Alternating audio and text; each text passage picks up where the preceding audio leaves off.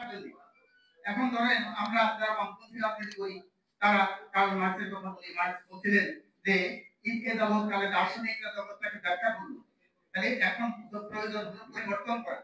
তাহলে এই যে বাজার সিন্ডিকেটের কথা বলি, এই জাতীয় সরকারের আমলে 2023 সালে 24 সালে নির্বাচনের আগে সেখানে বলছিল যে উত্তরবঙ্গ থেকে একটা ট্রাক ঢাকা পর্যন্ত পৌঁছতে 17 জায়গায় চাঁদাবাজি হয়। পত্রপত্রিকা এসেছে। তাহলে র্যাবের কাজ কি চাঁদাবাজি হয় 17 জায়গায় সেটা বলা, নাকি চাঁদাবাজদেরকে গ্রেফতার করা ধরা? তাহলে সেই চাঁদাবাজরা কি এখনো রয়েছে নাকি নাই?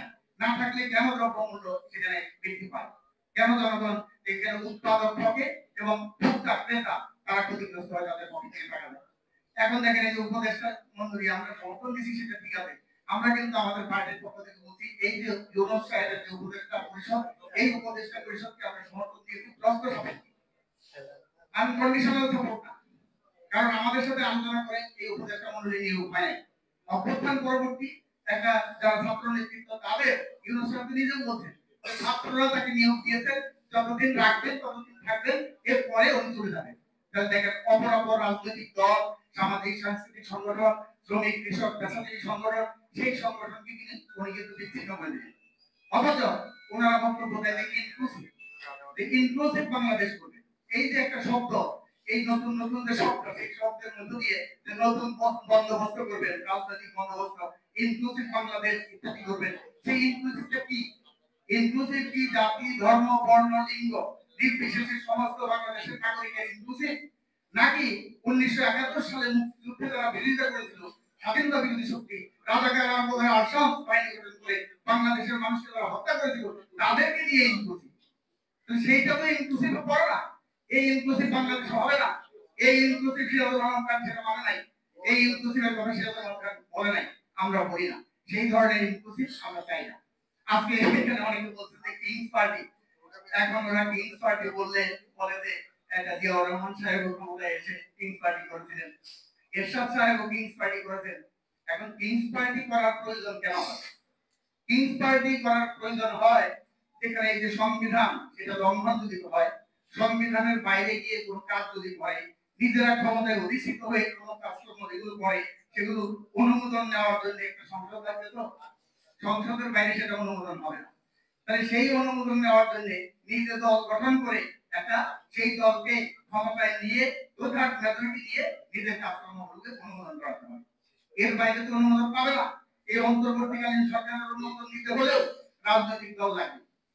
রাজনৈতিক দল যদি অনুমোদন না দেয়, অর্থাৎ আগামী যে সংসদ, সেই সংসদ অনুমোদন না দিলে এই সরকারও অবৈধ সরকার হবে। তাহলে সেটা অনুমোদন লাগবে। আর এই যে সংস্কার দায়ী করি না কেন? এই সংস্কার তো অন্তর্বর্তীকালীন সরকারের দায়িত্ব না। সংস্কারের দায়িত্ব রাজনৈতিক দলগুলো করবে। নির্বাচিত সরকার, নির্বাচিত সংসদ, জনগণের প্রতিনিধি, তারা সংস্কার করবে। তারা অনুমোদন না দিলে সেই সংস্কার বাস্তবায়িত হবে না। 111 এর সময় প্রায় 150 মতো তারা সুপারিশ করেছিল, সেখানে 50টা না 52টা শেখ হাসিনা সরকার সেখানে অনুমোদন করছে, বাকিগুলো বাতিল হয়ে গেছে। তাহলে যতই সংস্কার করি সেই সংস্কারগুলো কিন্তু অনুমোদন করবে নির্বাচিত পার্লামেন্ট। কাজেই আজকে এই যে যত সংকট দেখা দিচ্ছে, প্রতিদিন প্রতি মুহূর্তে সংকট হচ্ছে। এখানে এই যে বললে রাশেদ বললে এটা কি?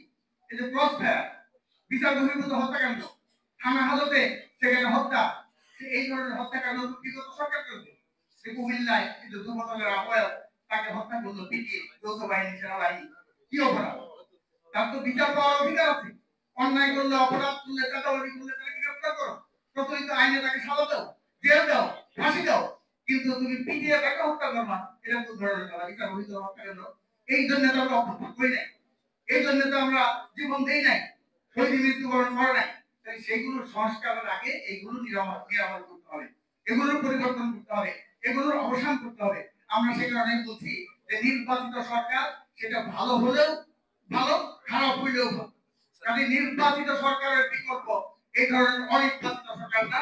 কাজে যত দ্রুত সম্ভব নির্বাচন দিয়ে আপনারা নির্বাচিত প্রতিনিধিদের কাছে ক্ষমতা হস্তান্তর করুন, এবং এই যে ক্ষমতায় থেকে আপনারা রাজনৈতিক দল সেটা বলেন না।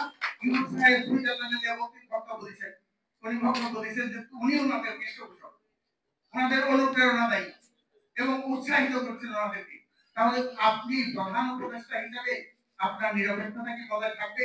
তাদের জনগণের মধ্যে আমরা তো একটা নির্দলীয় তদারকি সরকার নিরপেক্ষ সরকারের অধীনে নির্বাচনের জন্য 16 বছর আন্দোলন করেছি। তাহলে ইউনূস সরকার আপনি আপনার নিরপেক্ষতা ক্ষুণ্ণ করলে নির্বাচনের সময় একটা নিরপেক্ষ সরকারের প্রয়োজনীয়তা দেখা দেবে। কাজেই বাংলাদেশের মানুষ নিরপেক্ষ সরকার অধীন ছাড়া নির্বাচন অনুষ্ঠিত হতে দেবে না। কাজে সেই দিকে খেয়াল রেখে আপনারা আপনাদের ভূমিকা পালন করবেন এবং